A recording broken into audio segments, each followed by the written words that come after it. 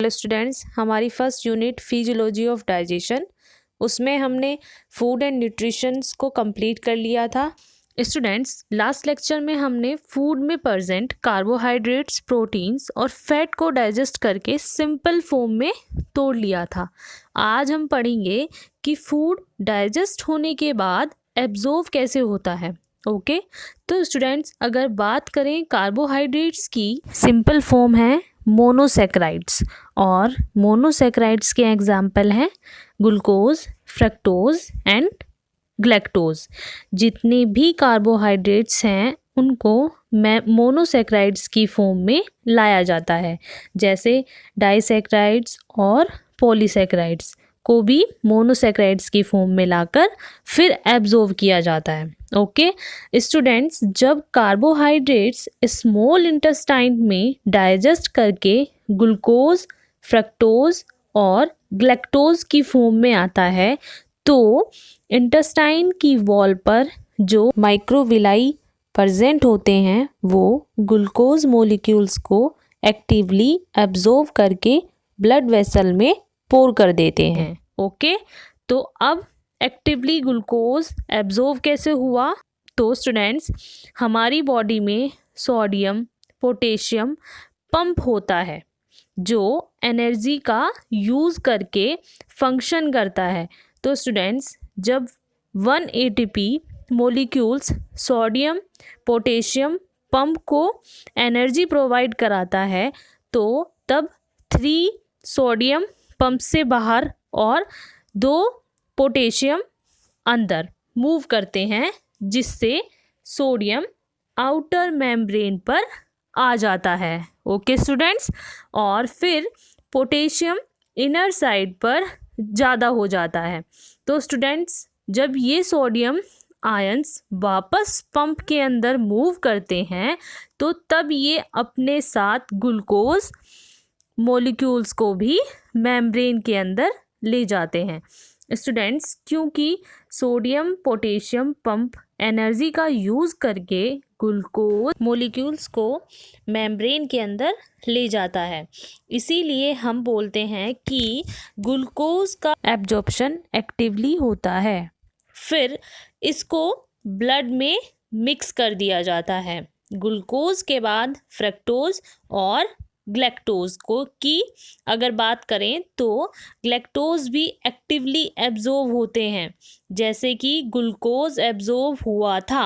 और फ्रक्टोज की अगर बात करें, तो फ्रक्टोज का एब्जॉर्प्शन फैसिलिटेटेड डिफ्यूज़न के थ्रू होगा। इस प्रोसेस में फूड को एब्जॉर्ब करने के लिए कुछ कैरियर प्रोटीन प्रेजेंट होते हैं, जो फूड पार्टिकल्स को मेम्ब्रेन के अंदर जाने में हेल्प करते हैं। ये कैरियर प्रोटीन बिना एनर्जी और ATP का यूज़ किए फंक्शन करती हैं, इसीलिए इनको डिफ्यूज़न और फैसिलिटेटेड डिफ्यूज़न बोला गया है। ओके स्टूडेंट्स, तो स्टूडेंट्स, यहाँ पर हमारा एब्जॉर्प्शन ऑफ कार्बोहाइड्रेट कंप्लीट होता है।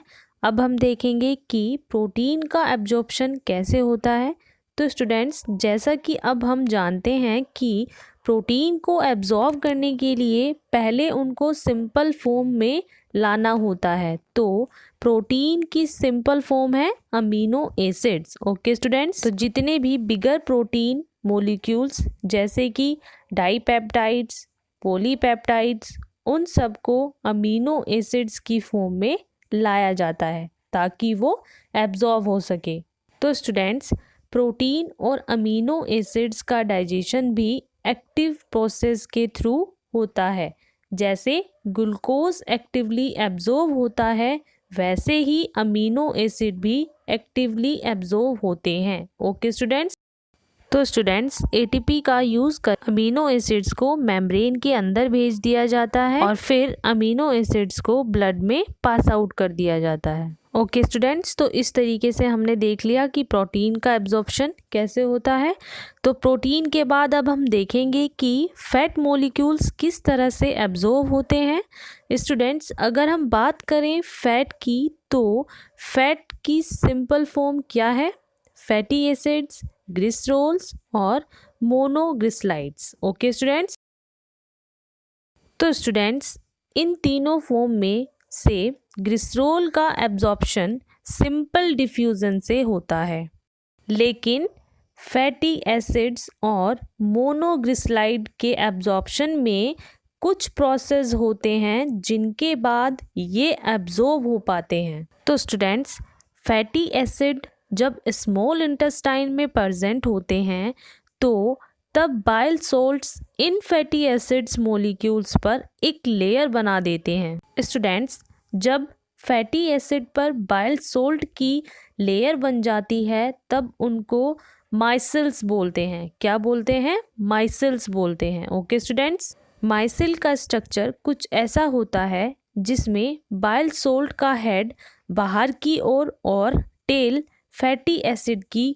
ओर होती है। तो स्टूडेंट्स ऐसा इसलिए होता है क्योंकि बाइल सॉल्ट्स मॉलिक्यूल्स का जो स्ट्रक्चर होता है उसका हेड हाइड्रोफिलिक और टेल हाइड्रोफोबिक होती है। हाइड्रोफिलिक मीन्स वाटर लविंग और हाइड्रोफोबिक मीन्स वाटर हेटिंग। और जो फैटी एसिड हैं वो भी हाइड्रोफोबिक होते हैं, इसीलिए बाइल सॉल्ट की टेल फैटी एसिड की तरफ होती है और हेड बाहर की ओर। तो ये मॉलिक्यूल्स अब माइसिल्स कहलाते हैं। ये माइसिल्स बहुत बिग मॉलिक्यूल्स बन जाता है, इसीलिए ये एब्जॉर्ब नहीं हो पाते। इन माइसिल्स को माइक्रोविलाई पिनोसाइटोसिस प्रोसेस के थ्रू मेम्ब्रेन के अंदर लाया जाता है। पिनोसाइटोसिस प्रोसेस क्या होता है स्टूडेंट्स? इस प्रोसेस में माइक्रोविलाई यू शेप्ड स्ट्रक्चर में आ जाती हैं और फिर ये माइसिल्स उस यू शेप स्ट्रक्चर से होकर उस मेम्ब्रेन के अंदर चले जाते हैं। तो स्टूडेंट्स पिनोसाइटोसिस प्रोसेस के थ्रू क्या होता है? माइसिल्स मेम्ब्रेन के अंदर चले जाते हैं। ओके स्टूडेंट्स, फिर इन माइसिल्स के ऊपर से बाइल सॉल्ट की लेयर को हटाकर गोल्जी बॉडी एक प्रोटीन की लेयर बना देती है। अब फैटी एसिड्स के ऊपर प्रोटीन की लेयर बन जाने के बाद उसको माइसिल्स नहीं बल्कि काइलोमाइक्रोन बोला जाता है। ओके स्टूडेंट्स, अब इन काइलोमाइक्रोन्स को लिम्फ वेसल्स के थ्रू ब्लड में पोर कर दिया जाता है। Lymph vessels generally whitish colour की होती है और वो लिम्फ वेसल्स जो फैट को एब्जॉर्ब करने में हेल्प करती हैं को लैक्टियल्स बोला जाता है। ओके स्टूडेंट्स, ये लैक्टल्स फाइनली काइलोमाइक्रोन मॉलिक्यूल्स को ब्लड में पोर कर देते हैं। तो स्टूडेंट्स फैटी एसिड के एब्जॉर्प्शन में पहले माइसिल्स का फॉर्मेशन होता है और फिर काइलोमाइक्रोन का फॉर्मेशन होता है। तो स्टूडेंट्स इसके साथ हमारा फैट का एब्जॉर्प्शन कंप्लीट होता है। तो स्टूडेंट्स हमने कार्बोहाइड्रेट्स, प्रोटीन और फैट तीनों का डाइजेशन कैसे होता है वो भी देख लिया है और इन तीनों का एब्जॉर्प्शन हमारी बॉडी के अंदर किस तरीके से होता है, क्या प्रोसेस होता है, आज हमने वो भी देख लिया है। तो स्टूडेंट्स आई होप आप सबको अच्छे से समझ आ गया होगा। तो स्टूडेंट्स फूड के डाइजेशन के बाद और फूड के एब्जॉर्प्शन के बाद अब हम नेक्स्ट लेक्चर में क्या देखेंगे कि फूड का एसिमिलेशन किस तरीके से होता है, क्या प्रोसेस होता है।